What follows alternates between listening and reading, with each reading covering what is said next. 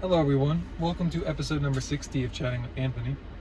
In today's episode, I'm going to talk about why I believe that isolation is almost never a good thing. So, I'm going to start by saying that isolation enables depression. And I would encourage you guys, please do not approach your problems alone. We are stronger as a unit than we are as an individual piece.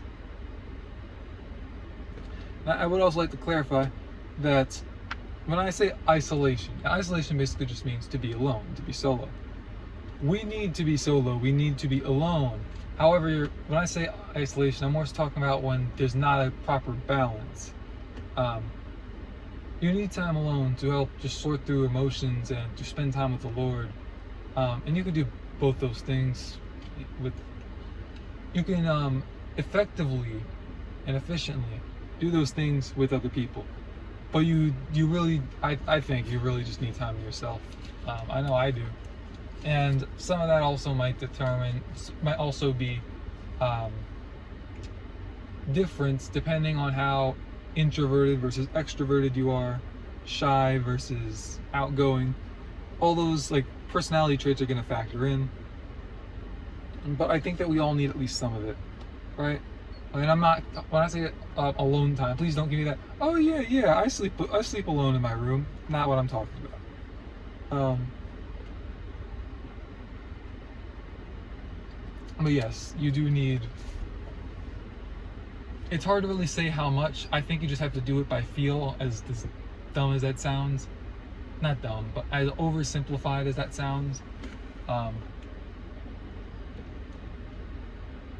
If you're not constantly feeling burned out from being alone versus when you're or burned out from being with others, then you're probably around the right spot. I don't think there's an exact right answer for everyone. I do think it is a very individualized situation. I do think it's very unique. In regards to my needs, are going to be different from yours. But I can say for sure that always being one or the other has never gone well for me. And I don't think it will for you either. Sorry, I'm trying to get in the camera. So certain things that I think that I know that fellowship can help with to varying degrees. It also depends on the level of advice you're getting from people. So make sure the fellowship you're getting is of good quality as well. I'm not saying you surround yourselves with the guy sitting on the park bench. Though you might get a nice friendship, just be careful. People are dangerous. So fellowship can help with advice. Just talking things out and understanding that you yourself are not going to have all the necessary experience to answer all of life's questions, and that other people have varying sets of skills that will help you improve, and that you can help them improve. As the Bible says, iron sharpens iron.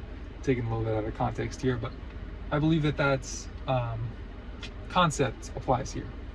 So yeah, I guess there really wasn't a need for me to bring that verse up, because I don't really think that verse directly applies here. I think I took it out of context.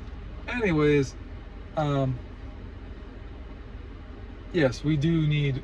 Now you can be isolated in the sense that you can be alone and still go online and figure this stuff out.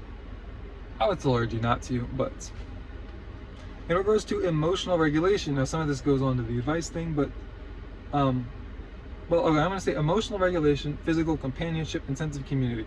I think those all tie in together, because I think that just having fellowship with others, being in the physical space of others, and I think there's a physiological aspect to the human body just craving that community and feeling safer when you're around others.